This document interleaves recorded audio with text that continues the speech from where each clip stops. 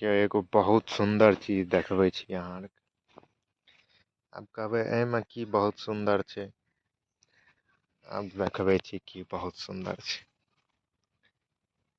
ई पानी के सोर्सो देखाब। हमरा यहाँ छै एगो नहर। उ छोटकी नहर छियै। तो ओहिमे अभी पानी आयल छै। अबरी बेर बढ़िया टाइम में छै कियाकि धान में पानी चाही। आ ई छिये मशीन वाला पाइप। आ ई गेल छै उ दूर खेत में। एतना गप तऽ ठीक छै। आब एमे बहुत सुंदर वाला बात की छै से बतबै छी। बहुत सुंदर वाला बात ई छै कि एठमा नहर वाला पानी के खेते खेत ओहि दके घुमा के उ बीच में जे जगह खाली देखा दैया हमर उंगरी सीधा ओहिठिमा एगो खेत छै। 3-4 टा खेत से पास भए के ओहि खेत में पानी आबै छै तब ए दे के नल्ला से ऐठिना एगो छोटका बांध कह सके छिये। बांध में एगो पाइप एकरा सेक्शन पाइप कहे छै उ डालल छै। एना कोनो पाइप यूज कए सकै रहे तऽ हुनका पास जे पाइप रहे उ यूज केलकै। आ ओहि में मशीन वाला पाइप लगा के अपन देखियौ पूरा फायदा। आ ई साइड से बाईपास भी भए रहल छै। ई बाकी खेत में जा रहल छै। आब ई पाइप से जे खेत में जा रहल छै ओहि खेत सब बाकी खेत से ऊंचा छै तऽ ओहि में पानी लए जेनाइ मुश्किल छै। तऽ फ्री इलेक्ट्रिसिटी कि कहियो बिजली के बचत पैसा के बचत। पैसा तऽ ओना लागै छै कुछ पैसा लागै छै। आब हम देखबै छी नाला केने से केने एले ये अरे तऽ हम स्लिप मारि देैतिय देखियौ।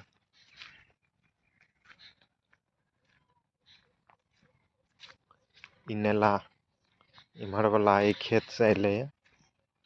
आ इहो खेत में डायरेक्ट पानी नहि आबि रहल छै।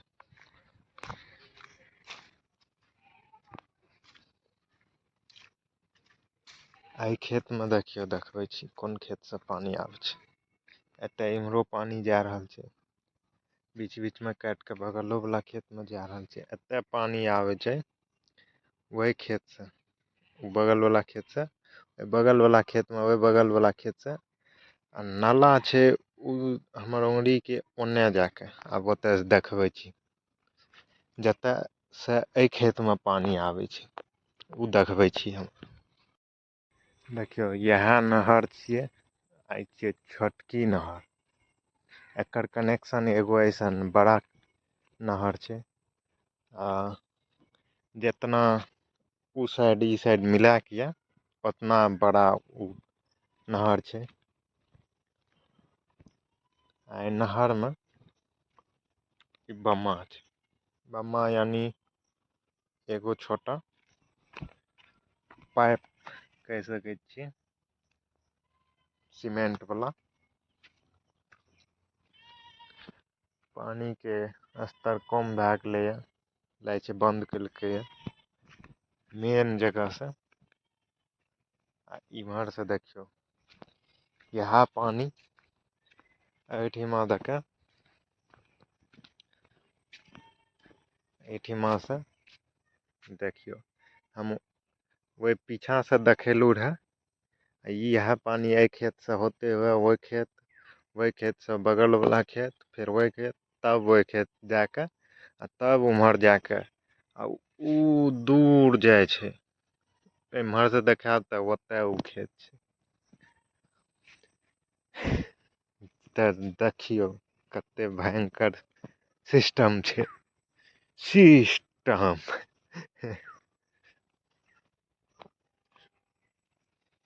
हैया देखियौ डोका महाराज। एहिमे मछलियो सब होइ छै। तऽ मछली पकड़ैके एगो नया सिस्टम देखलियै रह हमे। बतबै छी। ई ई नाला छै, हम जते खड़ा छियै ओहि जगह पर जगह रहे छै, एतुका तऽ हाइट बहुत ऊंचा छै, तो उ सब बगल में नाला के बगल में एगो गड्ढा बना दे छै, मतलब एतना दोनों साइड, जैसे कि मछली जब ए दे के आबे प्रेशर से तो उछल के एने ओने चल जाए, नीचा में गड्ढा बना दे छै सीधे बीच नाला में गड्ढा बना दे छै, ताकि उछले पड़े मछली के, ऊपर उछले पड़े, आ दुनू साइड बना दे छै गड्ढा कनी कनी के, छोटगर छोटगर, तो मछली सब उछल उछल के ओहि में चल जाए छै। हाँ, ओहि में जाय के बाद अपन सुबह के या रात के जे भी छै अपन आयल, पकड़ के लेके चल गेल, बिना जाल के बिना कुछो के, तो मछलियों पकड़ ले छै।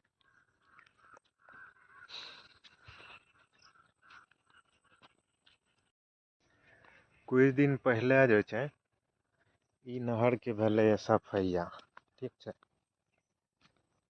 छोटकी नहर छियै।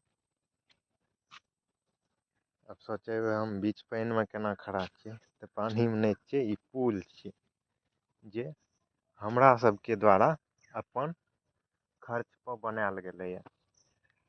तऽ ई पुल में दिक्कत ई भेलै कि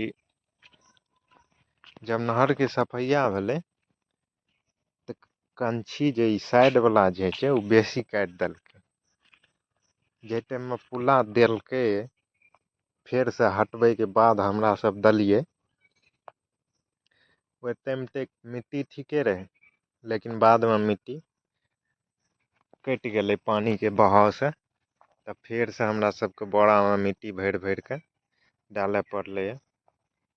ई सब अपन खर्च पर, सब अपन खर्च पर कैल छै,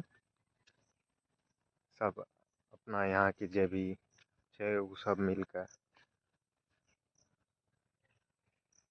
पुला आर चढ़ेलकै रहे, तऽ ओहो वीडियो छै, उ हम डालि देब, कियाकि कुछ लेट से भेलै ये एना, लेट से की बुलै वला नहीं रहलै, तब जाके अंतिम में कए देलकै एना, ताकि एपार से ओपार जाय में सुविधा रहे, नहीं तऽ मेन पुल जे छै अहाँके देखबै कते दूर पर छै, एगो देखाब दे हैत तऽ देखबै छी, हाँ उ जे हल्का हल्का देखाब दैये, एगो पुल ओते छै, आ दोसर पुल देखबै छी, दोसर पुल एहि साइड छै, इहो साइड देखबै छी कते दूर छै, जे बीच में करिया करिया कुछो देखाब दैये, दोसर पुल ओते छै, तऽ एते डिस्टेंस भए जाइ छै, बनेनाइ वाजिब बने रहै, लेकिन सब अपन खर्च पर छै।